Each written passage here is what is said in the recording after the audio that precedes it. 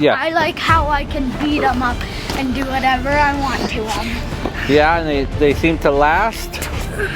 Well, what do you like about them? Because I can kick them in the nuts. Oh, you can So how many days have you had these? 4. For what happens when they run out of air? What do you do? We fill them back up. Is it hard to fill? No. What do you do? You just push it in. This is an arrow like that. Push what in? Push the pump in. Uh-huh.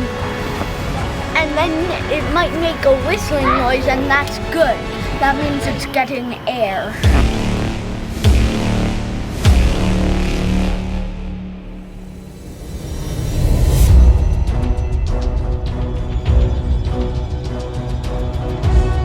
And does it work? Yeah!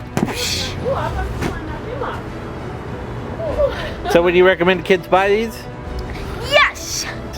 I recommend kids buying these.